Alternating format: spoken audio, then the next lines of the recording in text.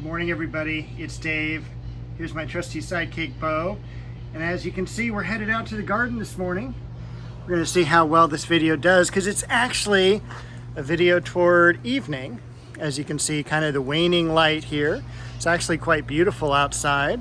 The first thing I want to do is, as we walk near the air conditioning unit, which is on, I want to point out the new Plumeria I got. This is one called Lemon Drop.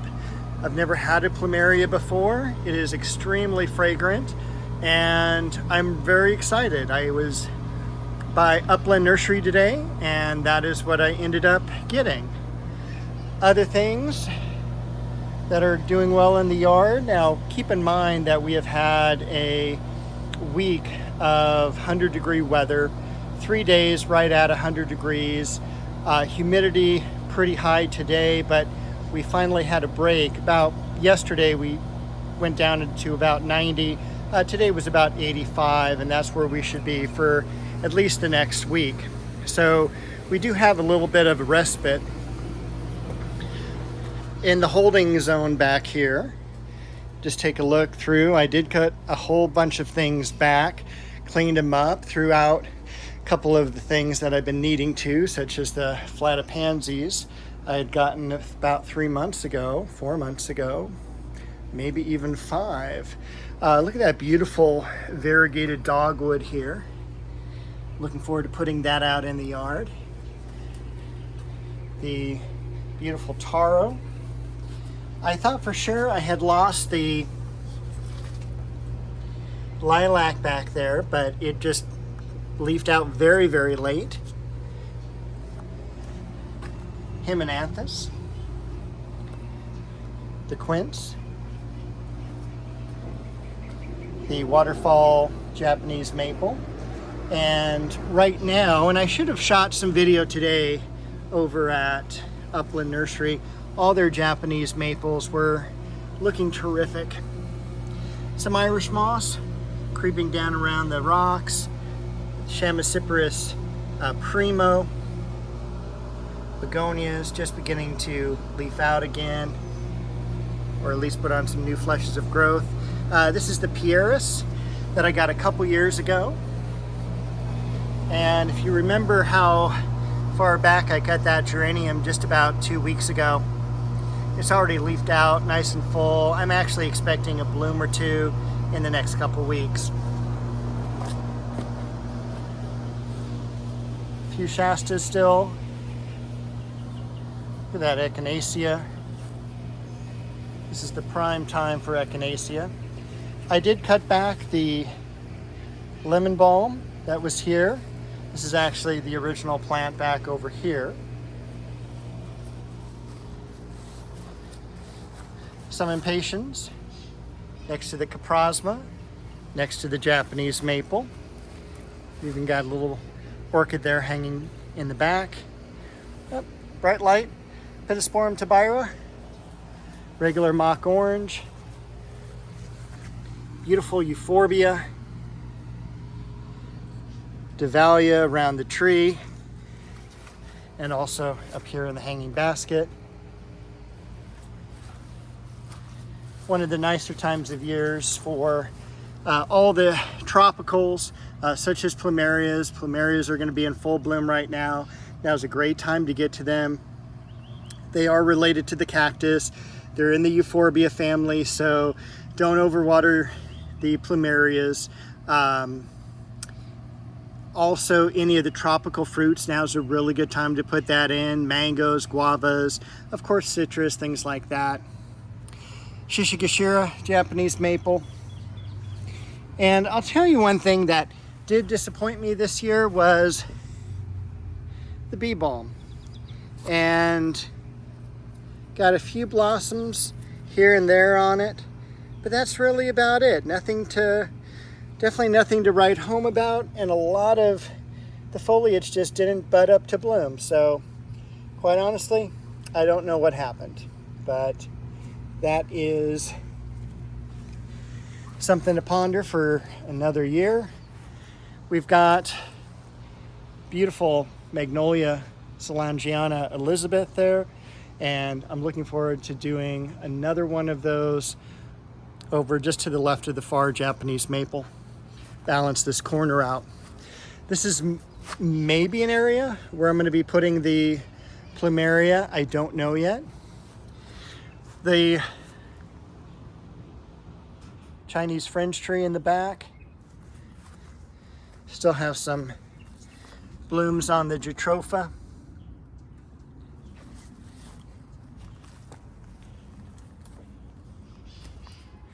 Beautiful coloring on the Japanese maple. I'm really glad that fern held up. Just perfect spot for it. And we're already, let's see, today's the 12th of July, 2024. And so with that, that puts us about 3 weeks past the summer solstice and about 42 less minutes of light during the day. So we are seeing the sun's angle change, and that is definitely helping out some of the more northern plants I have here in a very southern California climate, which can get, unfortunately, just too hot in the summer. And we have this beautiful dogwood here, finally putting on some new growth.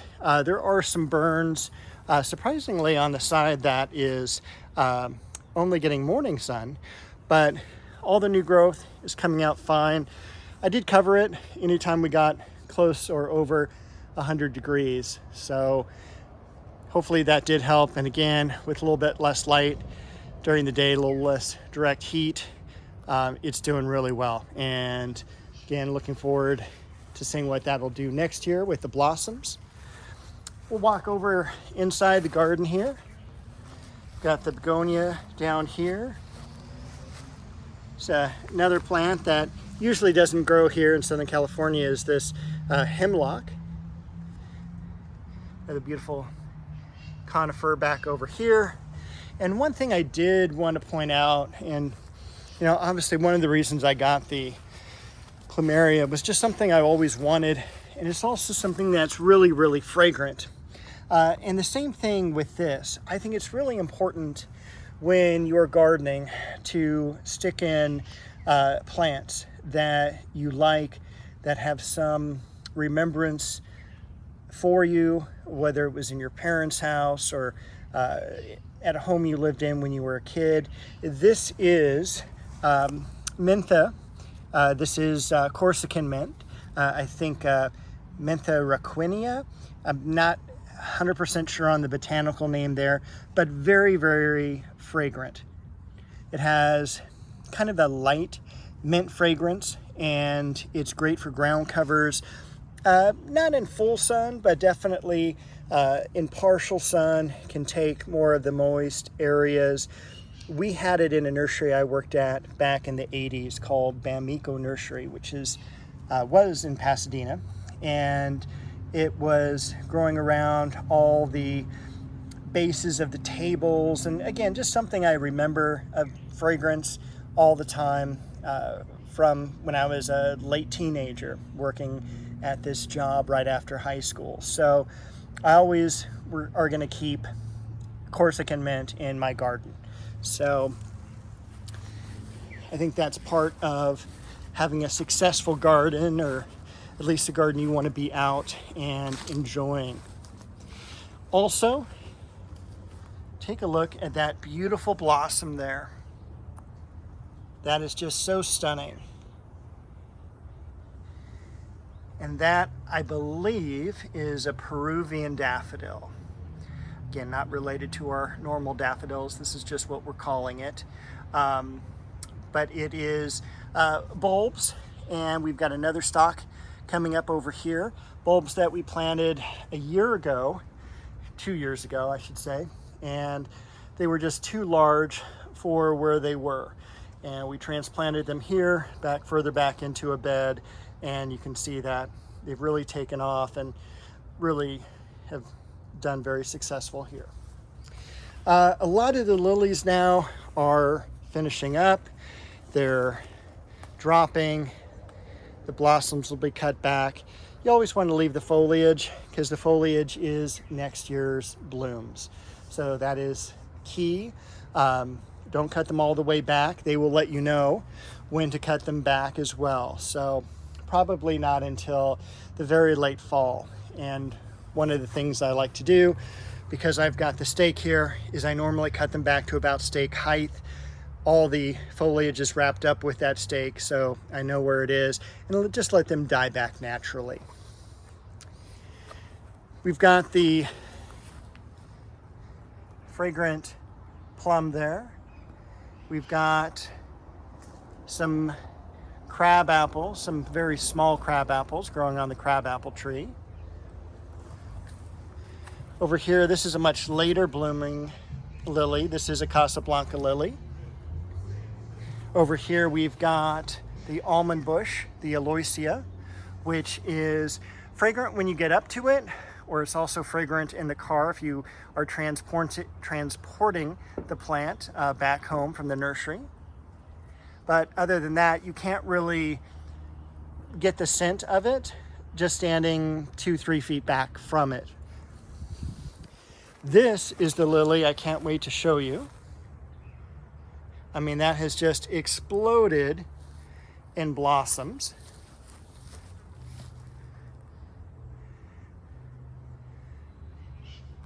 And again, just more than I could have asked for. This one has a very spicy type of scent, and you just can't beat it. It's absolutely stunning, easy to grow. We've got some orange from the Leonotis, and look at those whorls. Let me see if I can get a little bit closer here and get this out of the way. But look at that blossom. I mean, it's just so cool, so different. Leonotis leoni is the botanical name. Lion's tail is the common name. And we are looking at right now, about 5.5, close to 6 foot in height. That's about as tall as I've ever seen it get, but it's also about 6 feet in width. So it's something that has been in several parts of the garden, cut back to about 1 foot tall every single year. This last year, not last year, year before last, is when I transplanted it back over here when I first started filming these garden videos, and I didn't think it was going to make it. Obviously, I was wrong, because it has not only taken to this area, it's really been terrific as far as growth goes, and it's a good area for it to spread out, because this was a pretty big empty area. A couple more blossoms left on the tree lily over here. Maybe I'll zoom around, get that one last really beautiful blossom before it starts to turn. And again, even here, I'm probably going to be cutting the foliage back to about here. It's about 4 feet in height.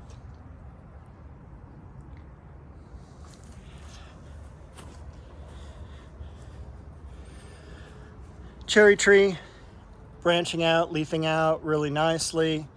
Again, we're in July now, so it's still got a little time before we start hitting into the fall, although it will be right around the corner. I'm always shocked, and take a look at the apricot tree too. Apricots were absolutely beautiful. Had a harvest of 5 this year, even though just the 2nd year that this was planted. So next year is the 3rd year this will be in the ground. Should expect a really nice harvest as well. What else did I want to tell you? I started cutting back bearded iris, and that's what I meant to tell you, is that, you know, when I was in the nursery business, we're looking at about mid-July right now, you would actually start seeing at the growers a lot of the fall plants coming up, being seeded and growing, and it like pansies, snapdragons and such, and it always amazes me. Usually right around August 15th, they are released to the nurseries, at least retail nurseries, at least here in Southern California.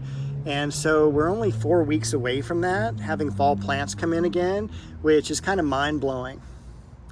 I did start cutting back the bearded iris just because there are so many bearded iris in this garden to cut back, a lot of clumps and everything. And last year, I don't think I did everything. So we've got a lot of work to do in the garden, cleaning, weeding, and such. I did cut back this beautiful bay tree, gumdrop shape, and been cleaning around the base here as well. I've probably gotten about 30 gallons worth of debris out of here, which is crazy to think about, but it is just bucket after bucket.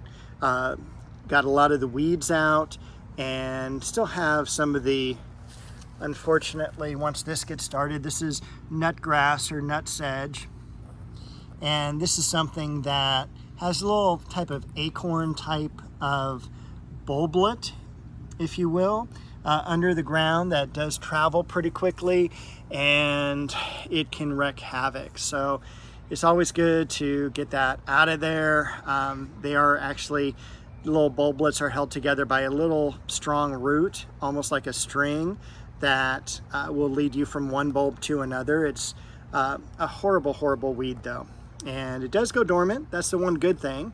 But that's also a good time where you can be digging through the ground and finding those seeds so that they don't come up again next year. Let's see, there are some buds coming up on this Grand Duke sandback jasmine. Look at all the blossoms on the liriope.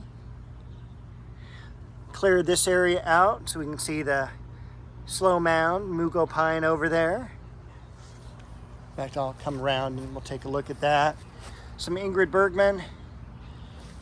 Also got to clean up a lot of these false heathers, white flowering. Look at how nice that variegated oregano has filled up this space. And again, something that you can use for cooking, something that does have a fragrance in the garden if you just brush up against it. Very easy to grow, and wherever you have plants like this, it's difficult for weeds to come up through it. So the more ground you cover, generally the less weeds that you have. That's been one of the things that I wish I had done differently on this garden. I like a bunch of space in between plants, and here it just, when you do that, the weeds come up. So that has been one of my goals this past year. As you saw, adding a lot of the isotoma, the blue star creeper, the ajuga, and plants like that that will spread and cover and hopefully diminish the amount of weeds. And some more mint back here. This is regular mint. And that, well, let's go over here real quick. See the beautiful Chamaecyparis right here. And the dwarf mugo pine. A few of the silver dichondra. Some isotoma here and there, but they were covered a little bit too long with those weeds, or leaves rather. And got peaches, nectarines,